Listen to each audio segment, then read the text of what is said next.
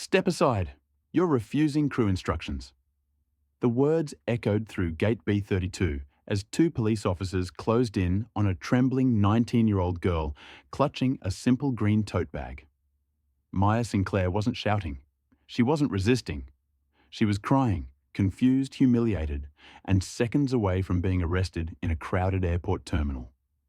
To the senior flight attendant watching with folded arms, this was victory. Another passenger put in her place. Another display of unchecked authority. What no one at that gate knew, what made this moment catastrophic, was that Maya's phone was already ringing. And the man about to arrive wasn't a lawyer or a supervisor. He was the CEO of the airline and her father. The air in Hartsfield-Jackson Atlanta International Airport's Terminal B was thick and restless. It was a symphony of rolling luggage wheels, garbled final boarding calls, and the distant artificial scent of Cinnabon wearing with jet fuel. Maya Sinclair pulled the strings of her grey Stanford University hoodie tighter. At 19, she was navigating the tail end of midterm exams and the exhaustion that came with them. All she wanted was to get on a Sendair Flight 815 Sync into her premium economy seat and sleep until the wheels touched down in San Francisco. She was unassuming, a stark contrast to the high-powered business travelers and influencers surrounding her. Faded joggers, worn sneakers, and a pair of high-end headphones draped around her neck were her travel uniform. In one hand, she clutched her phone and boarding pass. On her shoulder was her backpack, and in her other hand, she held a simple dark green tote bag, the kind that held a laptop, a textbook, and a water bottle. The line for Group 3 began to move. Maya shuffled forward, her gaze fixed on the jet bridge, the gateway to 5 hours of blessed quiet. And then she was at the front. Boarding pass, a sharp voice commanded. Maya looked up, offering a polite, tired smile to the flight attendant scanning tickets. The woman's name tag read Susan Hendris. Susan looked to be in her late 40s with a severe blonde bob that looked helmet-like with hairspray. Her eyes, a pale, judgmental blue, didn't scan Mia. They inspected her, and they lingered with obvious disapproval. Susan scanned Mia's phone. Beep. You have too many items. Susan said, her voice flat loud enough for the people behind Ma to hear. Mia blinked, momentarily confused. I'm sorry. Your backpack and that thing. Susan sneered, gesturing to the tote bag. One personal item, one carry-on. That tote is a second carry-on. You'll have to check it. Maya was a seasoned flyer. Her father, a man obsessed with efficiency and policy, had taught her the rules of air travel before she could drive. Oh no, this is my personal item, Maya explained calmly. My backpack is my carry-on. The tote fits right under the seat, I promise. I fly with it all the time. Susan's smile was a thin, unpleasant line. I'm sure you do. But today on my flight, it's not compliant. It's too large. You're holding up the line, miss. Step aside and we'll have the gate agent check it for you. But it's not, Maya insisted, trying to keep her voice even. The frustration of exams and fatigue was making her patience thin. Look, it even has my laptop in it. It's a standard laptop bag. It fits perfectly in the sizer. To prove her point, Maya turned to the metal baggage sizer next to the counter and dropped her tote bag into the personal item slot. It slid in with inches to spare. She looked back at Susan, expecting a resigned wave on. Instead, Susan's face hardened. The blue eyes turned to ice. She saw Mia's demonstration not as proof, but as defiance. Mom, I am the senior crew member on this flight, Susan said, her voice dropping into a low, threatening monotone. The sizes are a guide. I make the final determination, and I determine that bag is not compliant. Now, are you going to step aside and check the bag, or are you refusing a flight cruise instruction? The shift in language was immediate and terrifying. Refusing instruction was a trigger phrase, one that moved a passenger from annoying to security risk. I'm not refusing anything, Maya said, her heart starting to pound. She could feel the stares of the other passengers. I'm just trying to explain that my bag follows the rules. I don't want to check it.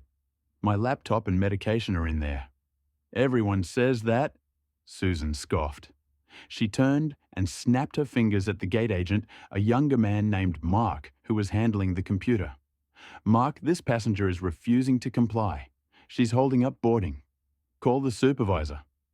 Mark, who had been watching with wide, nervous eyes, fumbled for his radio. "Susan, maybe just let her." "Are you undermining my authority, Mark?" Susan snapped. "She's belligerent. Call the supervisor, or I'll call the captain and report you both." Maya stood frozen as the first domino tipped over. She wasn't just a tired student anymore. In Susan's eyes, she was a problem, and Susan looked like a woman who loved to solve problems. The gate supervisor, a flustered man named David, arrived within 2 minutes. Boarding for Group 3 had been paused. The line behind Mia was now a restless serpent of annoyed travellers, many of whom were now openly staring their phones held low. "What's the problem here, Susan?" David asked, his eyes darting between the stern-faced flight attendant and the 19-year-old girl in the hoodie. Susan launched into a performance. "This passenger," she began, pointing at Mia as if she were a piece of evidence, "is refusing to check her non-compliant second carry-on. I gave her a direct instruction, and she became argumentative and belligerent, holding up the entire boarding process. She's creating a disturbance." Belligerent Ma's voice cracked in disbelief. "I was not. I just showed you it fits in the sizer. My medication is in that bag." "See," Susan said to David, her arms crossed, defiant, uncooperative. "At this point, I don't feel comfortable with her on my aircraft. She's already demonstrating hostile behaviour before we've even left the gate." David looked at Maya, his expression pleading. "Miss, it's just a bag. Can't you just check it? We need to get this flight out. We're already looking at a 15-minute delay because of this." "It's not just a bag."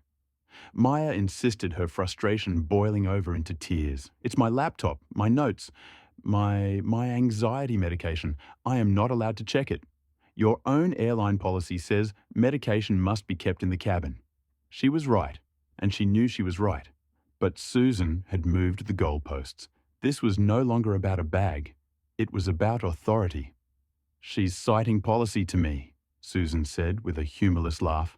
She looked at David. "This is what I'm talking about. She's clearly looking for a confrontation. I've been with Attendant for 22 years. I know a problem passenger when I see one. She is a security risk." "A security risk?" Maya was now shouting. Her composure shattered. "Because of a tote bag? This is insane. You're discriminating against me." "Oh, here we go." Susan rolled her eyes, turning to the watching passengers. Now she's playing the card. A woman in a pink tracksuit behind Maya spoke up. "She's right. You know that's a personal item. You're just bullying her." Another man in a business suit huffed. "Just check the bag, kid. We all want to get home." The gate area was descending into a mess. Susan, seeing her authority challenged by another passenger, tripled down. "That's it," she declared. "David, she's uncooperative. She's accused me of a crime, and she's causing a scene. She is not boarding this flight. Period." "You can't do that," Maya cried out. "I absolutely can, and I am." Susan set her face a mask of cold victory. "In fact, I don't want her in this gate area.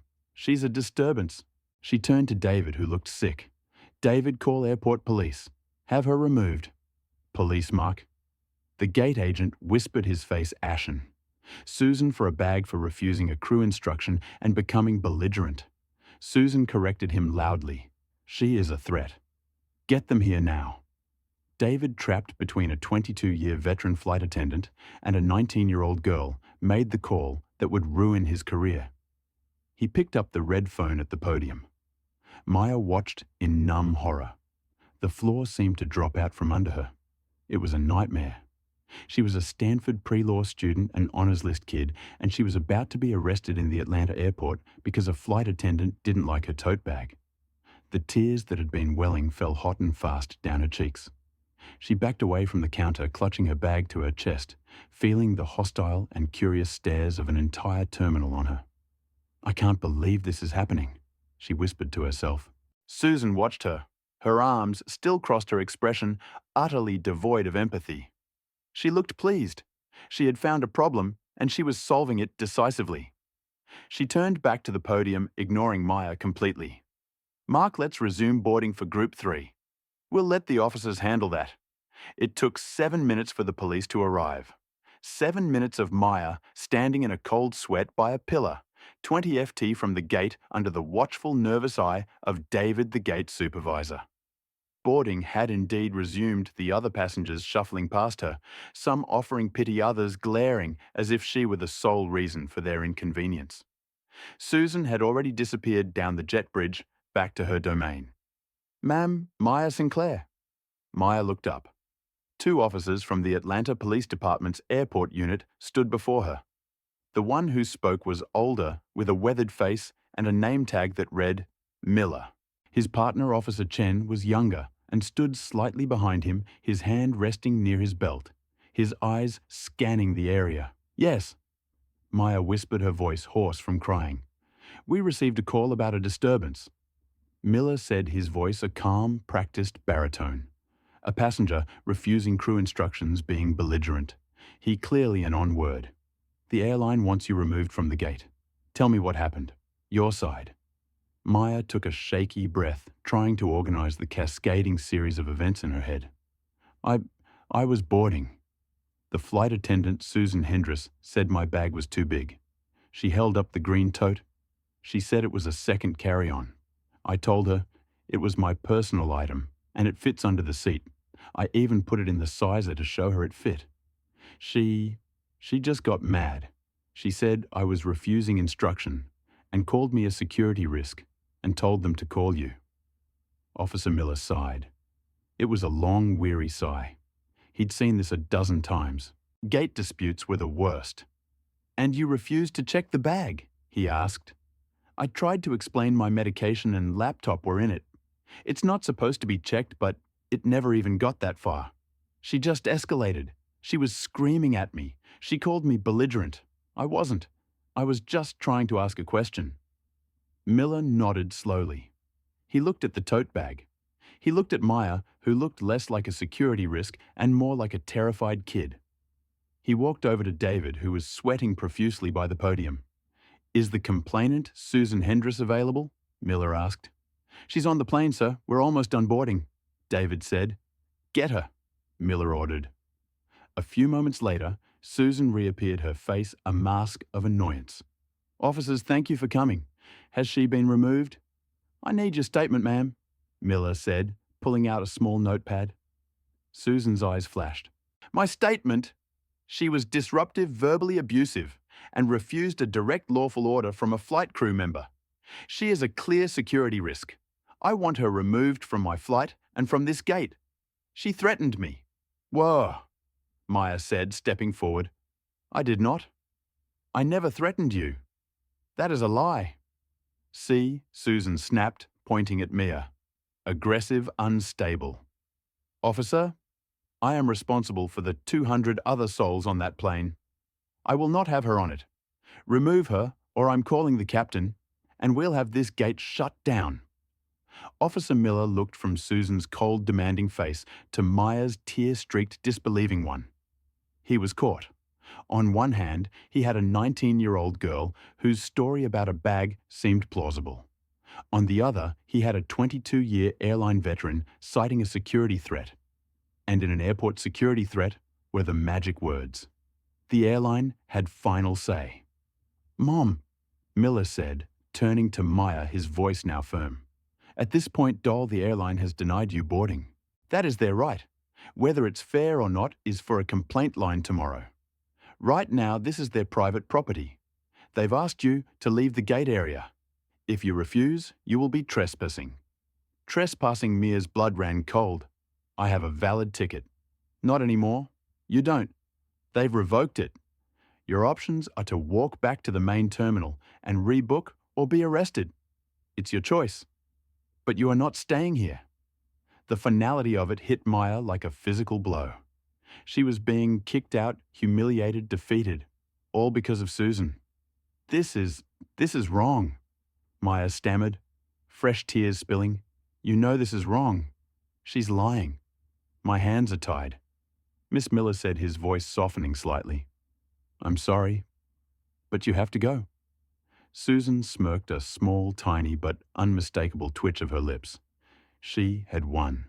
She turned to go back to the plane. Wait. Maya said, her voice small but suddenly sharp. Everyone stopped. Maya wiped her nose on the sleeve of her hoodie. The fear was being replaced by a cold, hard anger. The kind of anger she inherited from her father. You're going to arrest me for trespassing and she... Maya pointed at Susan. Can just lie and call me a threat and that's it. You need to leave, miss. Now, Officer Chen said, stepping forward. Fine, Maya said. She held up one finger. I need to make one phone call. You can't deny me that, can you? I need to let my family know I'm not going to be home, that I might be arrested. Officer Miller, sensing this was a procedural landmine, nodded. One call. Keep it quick. Then you're coming with us. Susan rolled her eyes in exasperation. Oh, for heaven's sake, this drama. Calling her boyfriend her mum.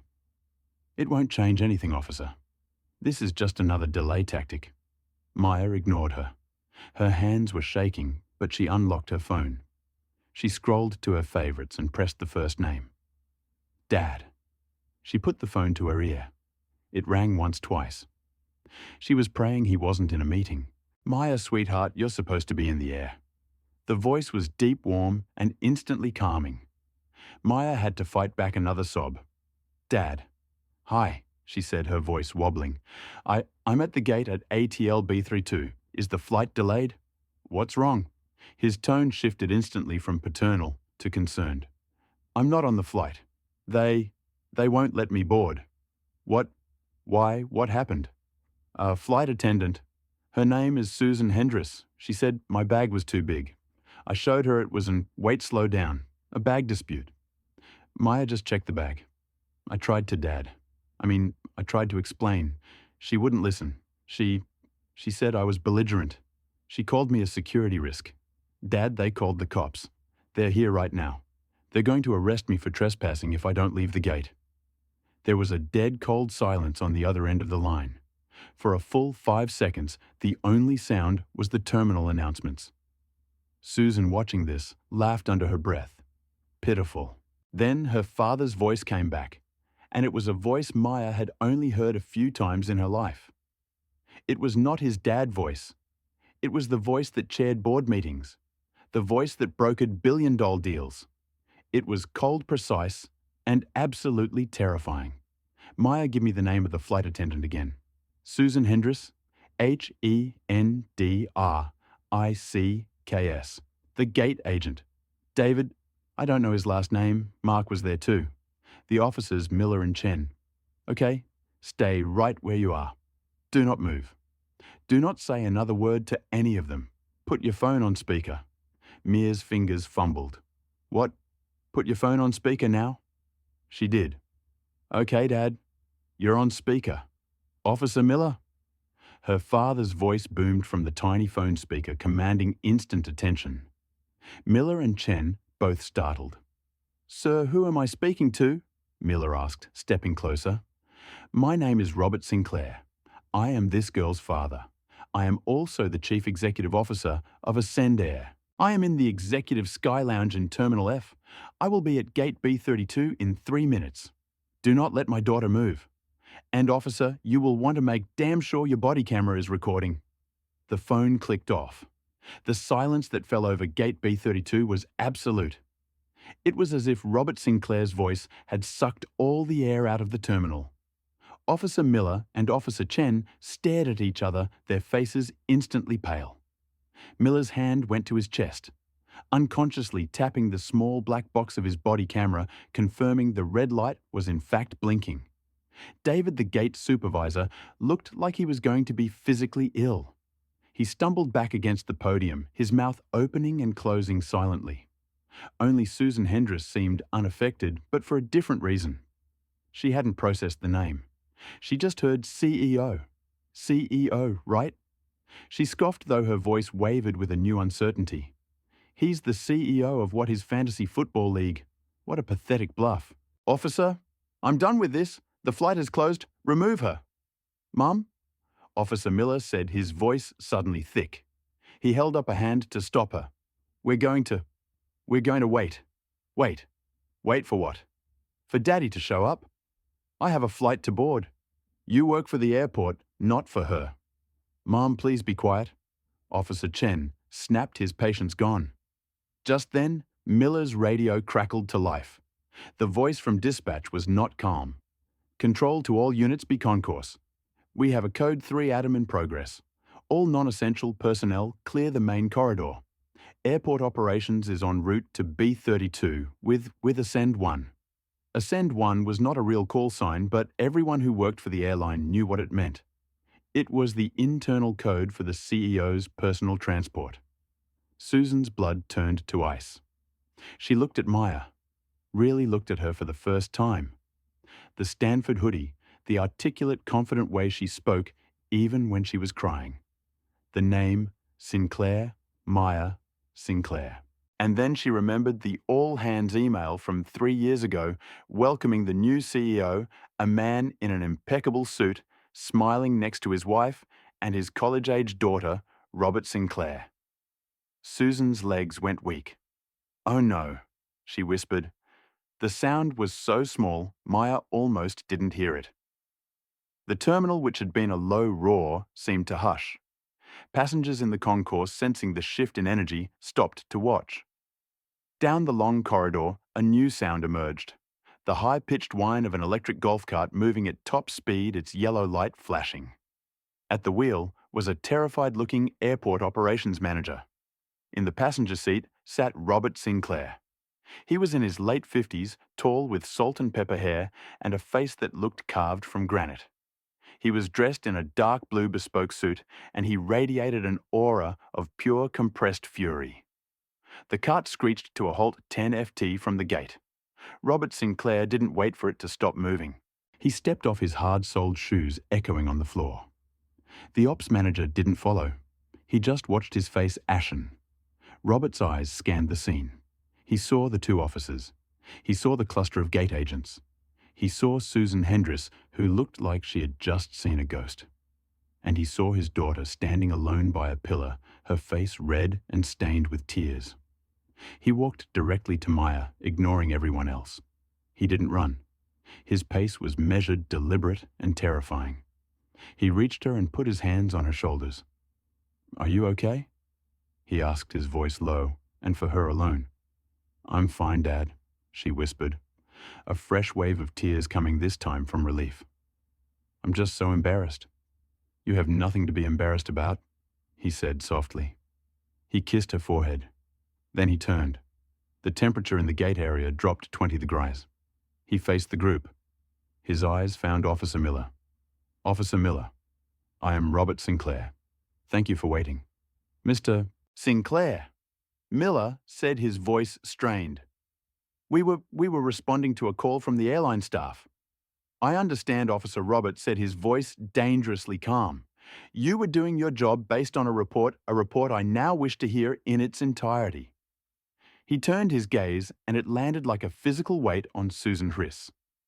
Susan was visibly shaking. Her face, which had been a mask of smug authority, had crumpled into a mask of pure, unadulterated terror. "Sir Mr. the Sinclair." I, she stammered. "You," Robert said, his voice cutting through her stammering like a scalpel. "Ah, Miss Susan Hriss." It was not a question. "Yes, sir. I'm the senior flight attendant. I didn't know." Robert Sinclair took one step closer to her. The entire terminal was watching. Phones were out recording from every angle. "You didn't know what M. Hendricks?" He asked, his voice a low growl.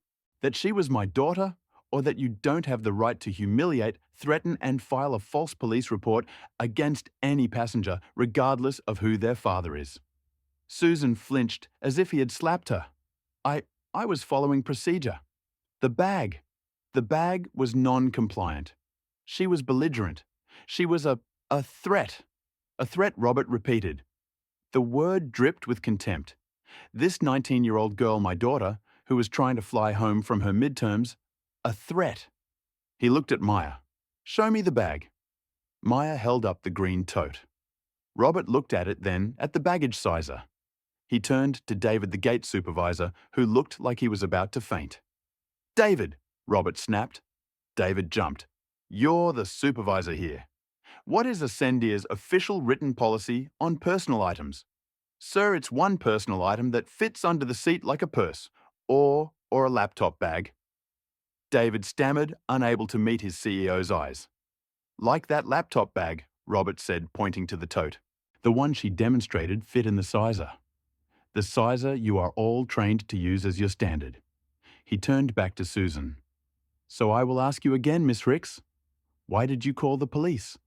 Why did you accuse a 19-year-old student of being a security risk and verbally abusive for following our own policy? I made a judgment call." Susan pleaded, her voice rising to a hysterical shriek. "I am empowered to make judgment calls. I felt we were unsafe." "You felt," Robert said, his voice dropping again. "You didn't think.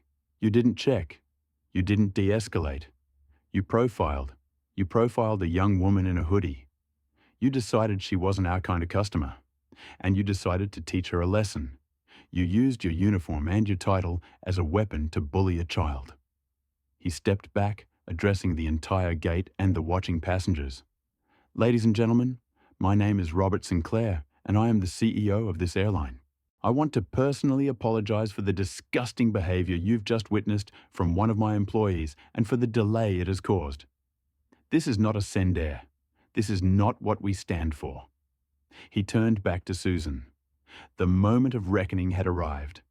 "Ms. Ricks, hand your airline credentials and your employee ID to David." Now Susan's world ended.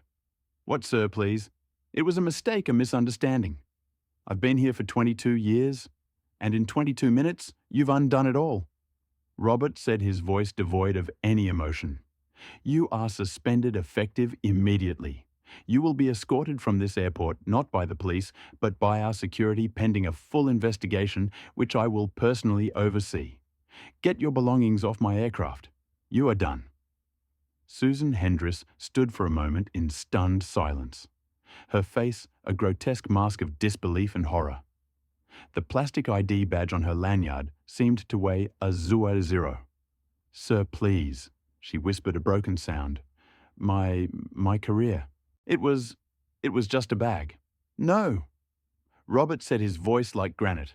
"It was never just a bag. It was about power. Your power, and you abused it in the most grotesque way possible. You called the police. You tried to have my daughter arrested. You lied to an officer." He turned to Officer Miller. "Officer, I want to formally apologize that my employee wasted your time and resources with a false report. I trust your body cam footage will be available to my legal team." Officer Miller, who had been watching the entire exchange, nodded grimly. "Yes, sir, Mr. Sinclair. The entire interaction has been recorded." "Good." Robert then looked past Miller to the passenger in the pink tracksuit who had spoken up for Maya. "Mum, did you witness the initial exchange?" The woman nodded, her phone still held up. "I did, and I've been recording since Susan first called her a liar. The girl did nothing wrong. That flight attendant was on a power trip from the second she saw her." "Thank you," Robert said. "My assistant," he gestured to a man who had just run up. "Mr. Peters, we'll get your contact information. Your video will be instrumental." The word instrumental hung in the air, filled with legal and financial menace. Robert Sinclair was now in full operational mode. He pointed to David, who hadn't moved. "David, get on the phone with crew scheduling. I want a new senior attendant for this flight now. I don't care if you have to pull them from a layover. This flight is not departing with a rattled crew." He turned to Mark, the junior gate agent. "Mark, you will be the new lead agent for this departure. Get on the PA system, announce the delay, apologize, and inform every passenger on Flight 815 that they will be receiving a full travel voucher for the value of their round-trip ticket as a personal apology from me for the unprofessional conduct of Ms. Ricks." Mark's eyes went wide, but he nodded and scrambled to the podium. Robert then turned back to Susan, whose tears were now flowing freely, carving channels through her thick foundation. "You, David, will escort you to the crew room. You will wait there for airport security.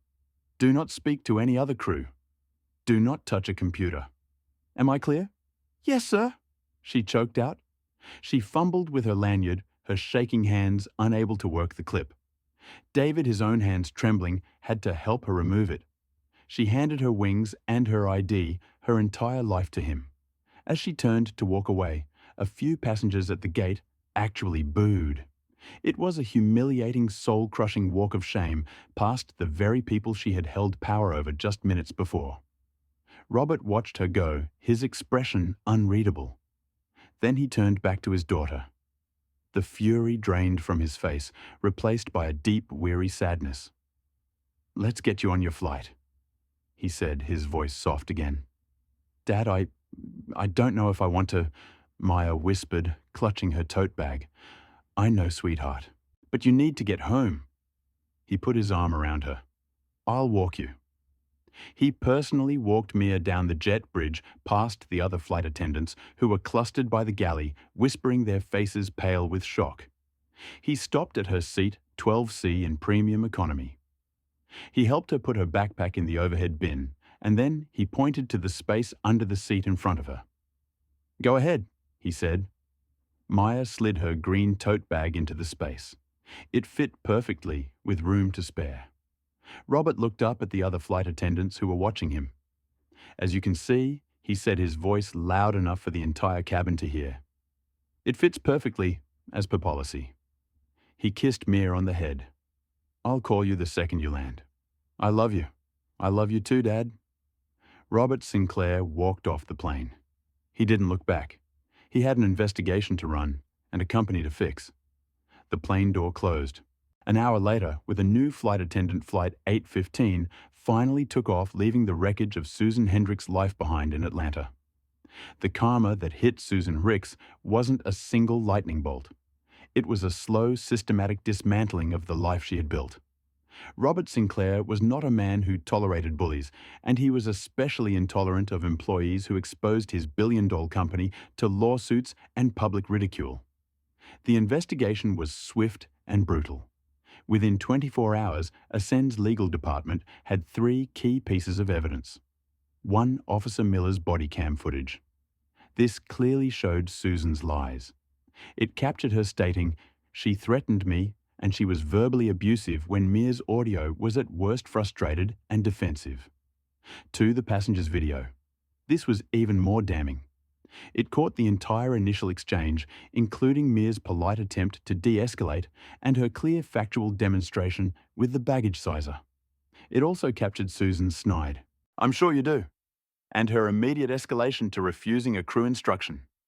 3, airport CCTV footage.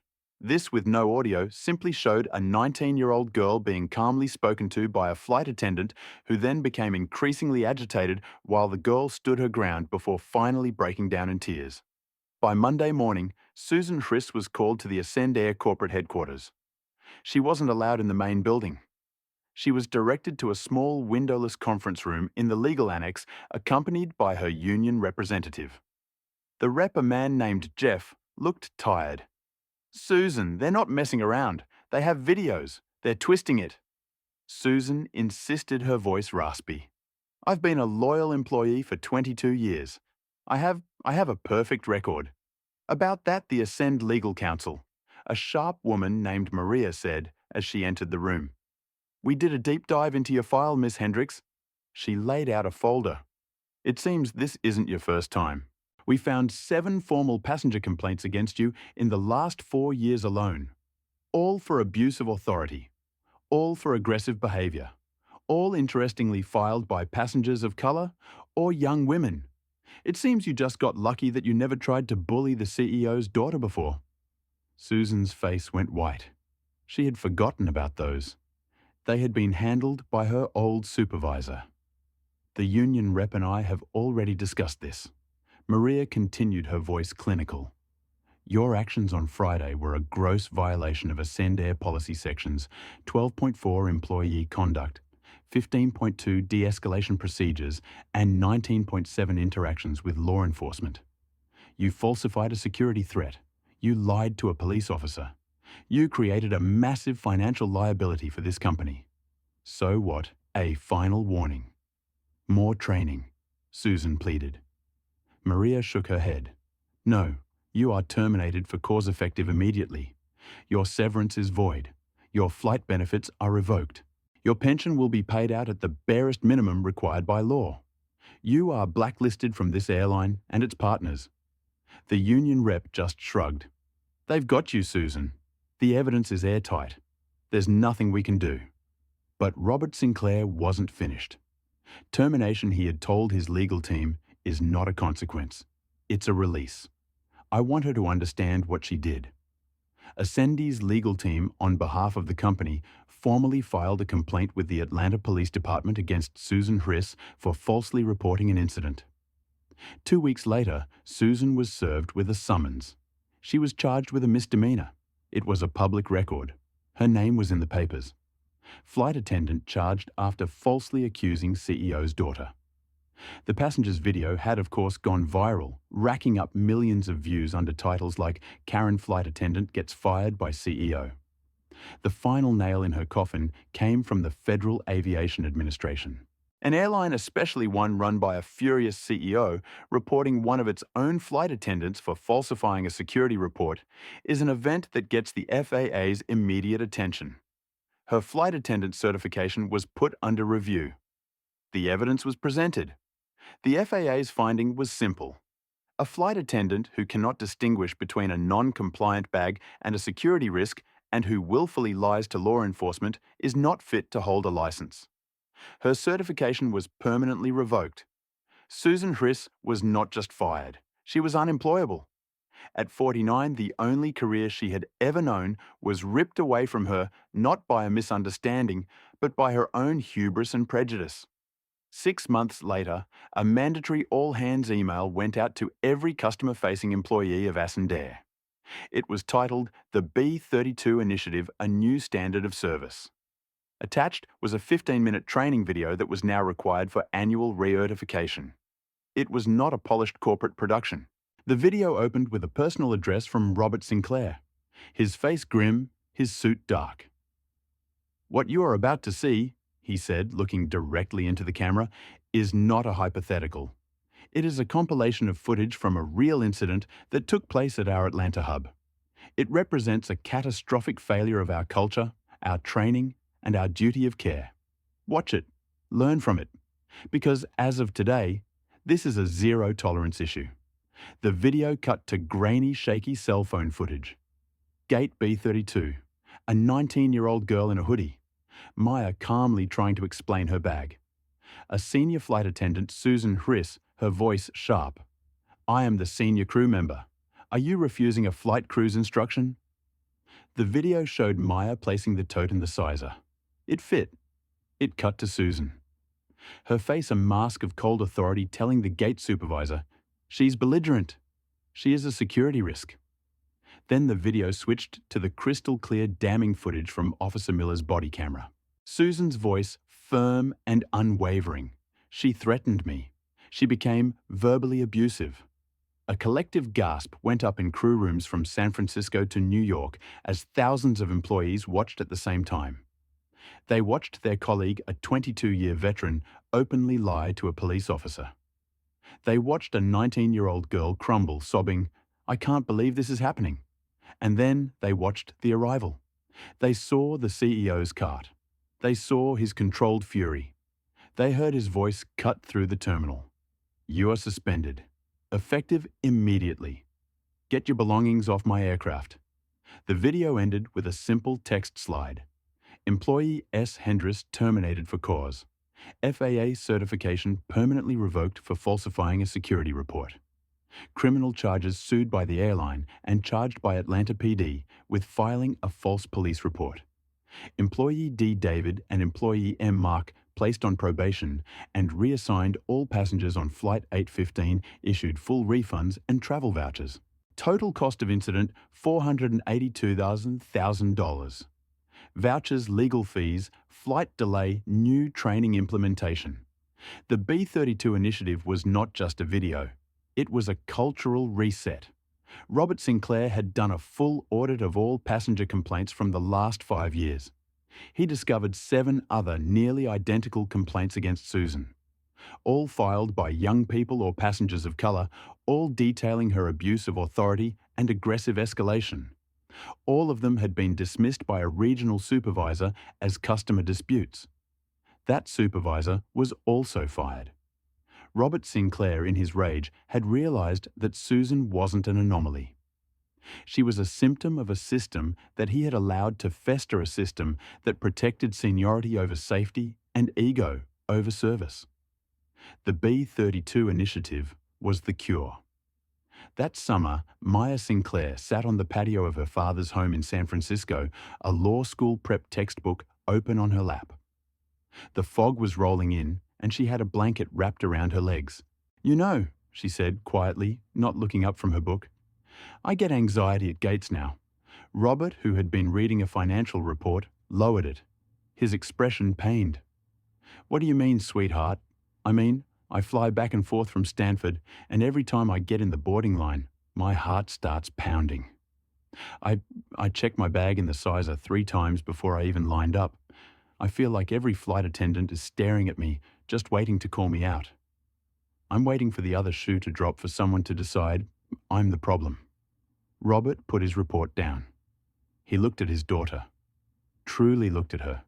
She was the most confident person he knew. And that woman in 10 minutes had inflicted a wound that was still healing 6 months later. That he said, his voice low and hard, is what I can't forgive. She didn't just delay you. She stole your sense of safety in our airports on my airline. I can't stop thinking about it," Maya confessed, finally closing the book. "Dad, you were in Atlanta that day. That's the only reason it ended. What if you'd been in a meeting in Singapore? What if I wasn't me?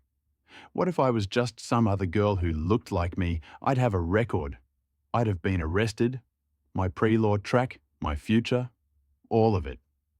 It would be gone. All because of a tote bag." Robert was silent for a long moment. He leaned forward, his face etched with a truth that had haunted him. "Do you know what the worst part of this entire nightmare is? Maya, when the video went viral, I got thousands of emails. Half called me a hero. The other half, they called me a hypocrite. They said, I only did it because it was you. They said, what would you have done for my son, for my daughter?" He met her gaze, his own eyes filled with a raw honesty she had rarely seen. "And the terrible, awful truth is that I don't know. I honestly don't know. I'd like to think I would have. But would I have flown across the airport? Would I have launched a full-scale federal investigation? Or would that girl, that stranger, have just gotten a $200 voucher and a form letter apology?" He shook his head, his anger at himself palpable. "I didn't like the answer I came up with. I didn't like the man or the CEO I saw in that mirror. That's why I did it. The audit, the initiative, firing Susan wasn't enough. I had to rip out the entire culture that made her. You didn't just save yourself that day, Maya. You forced me to save the soul of my own company." The fluorescent lights of the Hartsfield-Jackson rental car center flickered, casting a sickly, buzzing glow.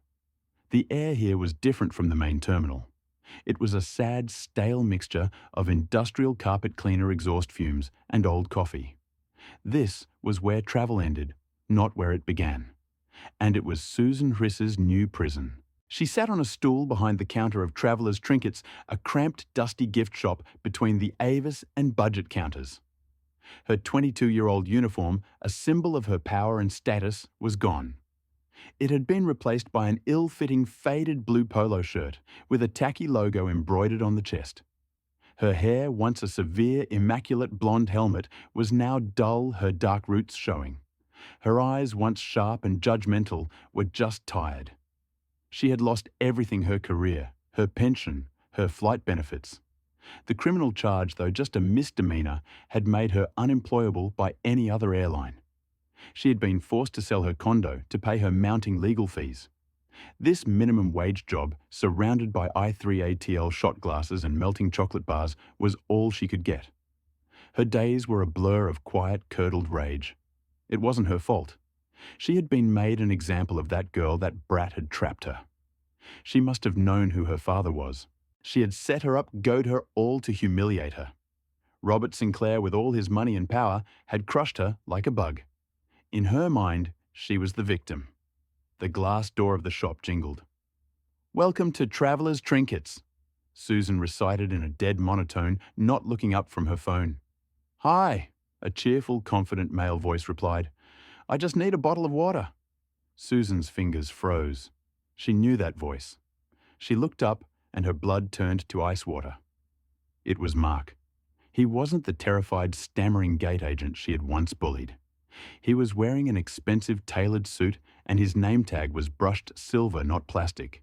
It read, Mark Peterson, Terminal Operations Supervisor. He was staring at her, his expression a sudden awkward mask of shock and pity. "Susan," he said, his voice faltering.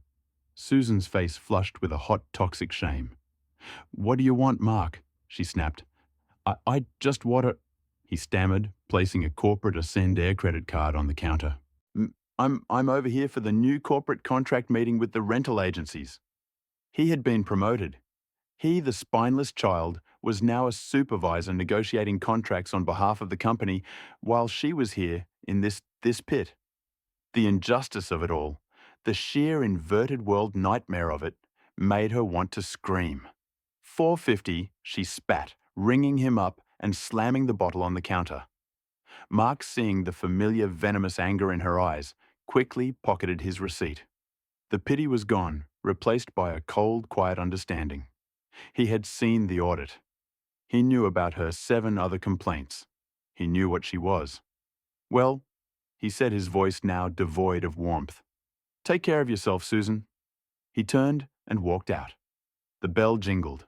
Susan watched him go, her entire body shaking. She watched him walk over to the Ascend Air corporate counter, where he was greeted with smiles. He was one of them. She was an outcast. She turned her gaze to the floor, to ceiling windows of the rental center. Through the humid Atlanta air, she could see the main tarmac. She watched motionless as an Ascend Air 787 Dreamliner, its logo gleaming in the sun, gracefully lifted off the runway. It climbed powerful and serene, heading for Paris or London, or somewhere she would never ever go again. The bell on her door jingled, pulling her back. A young woman about 19 or 20 walked in laughing as she spoke to someone on her phone. She was wearing a Howard University hoodie, her hair in long, neat braids. She looked happy, confident, and completely at ease. She looked to Susan's poisoned eyes, just like Maya Sinclair. The girl hung up, grabbed a bag of chips, and came to the counter, pulling out her wallet. As she did, a small, glittering Howard keychain fell from her pocket onto the floor unseen. Susan watched it land. "Leave it," the bitter, ugly voice in her head whispered. "Let her lose it. Serves her right. Spoiled, careless brat." The girl paid for her chips, smiled a bright, easy smile at Susan, and turned to leave. Susan stared at the keychain on the floor. It was her world right there, the one she had built and the one she was in. She could be the person who let the girl walk away, taking a tiny, secret, bitter revenge. Or, she sighed, a long, rattling, defeated sound. The muscle memory of 22 years of service, a ghost in her system, twitched. "Miss," Susan's voice croaked. The girl turned back, her expression open and questioning. Susan bent down her back, aching as she stooped and picked up the cheap, tacky keychain. She held it out. "You dropped this." The girl's face broke into a dazzling, genuine smile. "Oh my God, thank you so much," she gushed, running back to the counter. "My sister just got this for me. You are a complete lifesaver." The girl, full of a joy and confidence Susan would never feel again, beamed at her. And in that bright, uncomplicated, happy face, Susan Hriss finally understood her karma. Her hell wasn't this job. It wasn't the polo shirt. Her hell was this. She was trapped, grounded, forced to watch as the world full of endless Maya Sinclairs smiled and thanked her, and then flew away.